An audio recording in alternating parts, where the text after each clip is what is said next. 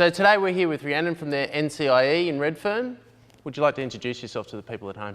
Hello, I'm Rhiannon. I'm 21 years old. I'm a personal trainer at the NCIE. I'm in my last year of exercise physiology at the University of New South Wales. And where are you from?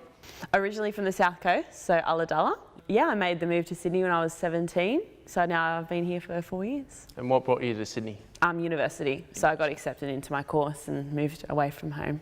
So I saw on your life app when you completed it that you were a smoker. Yes. What was the reason you took up smoking? So I started smoking when I was young. I had a boyfriend at the time who used to smoke, and then I sort of just picked up the habit from that, and then continued to smoke through my life, you know, in stressful situations and things like that. And it was sort of more a social thing, and then I guess I was doing it, you know, not so much socially anymore.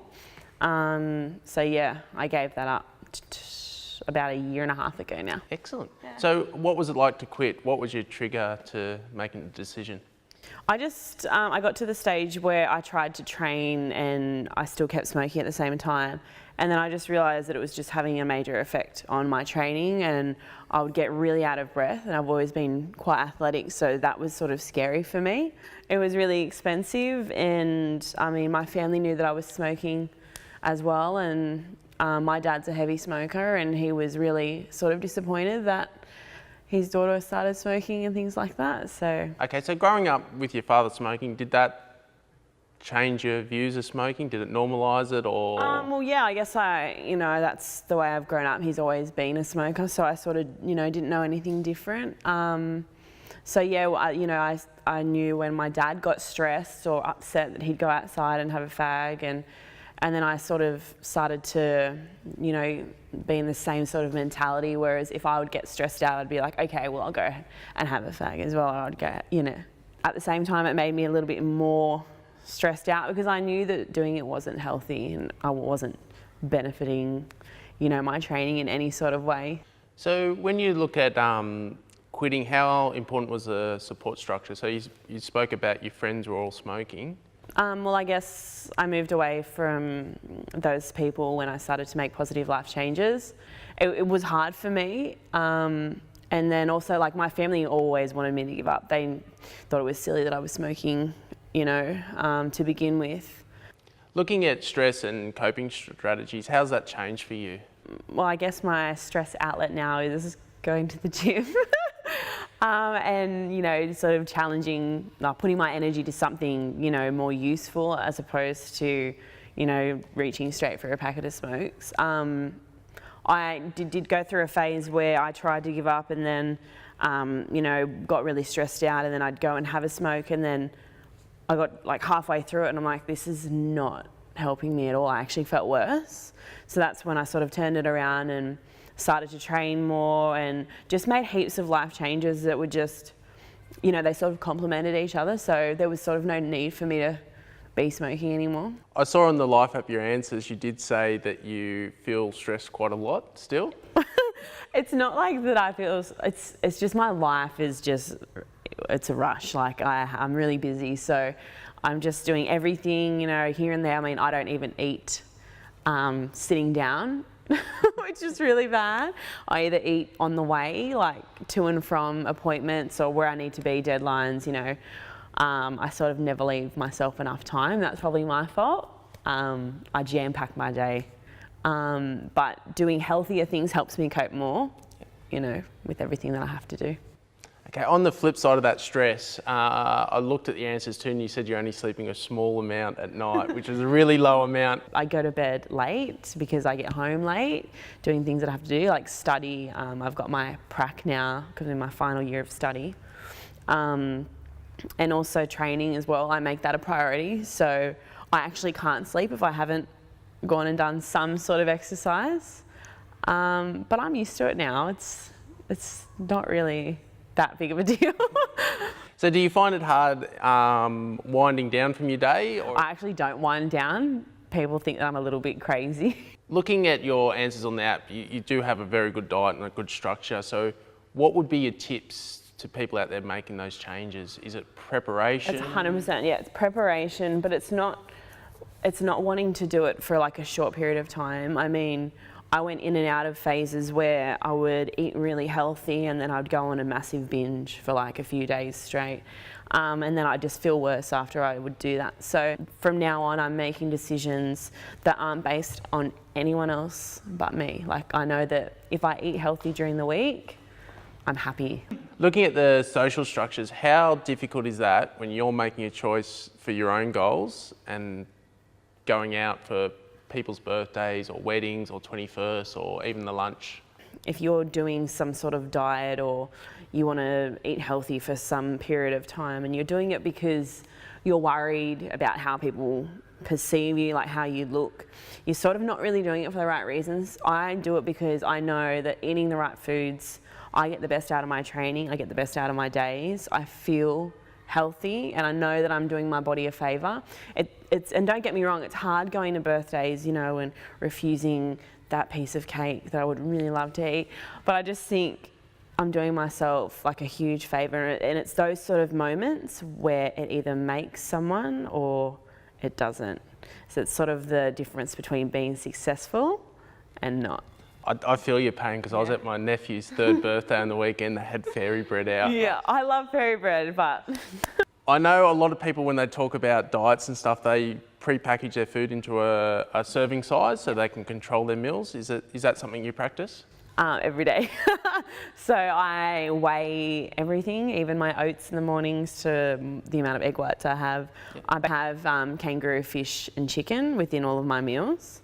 So I weigh my meat, I weigh my rice. I don't weigh my salad or anything like that.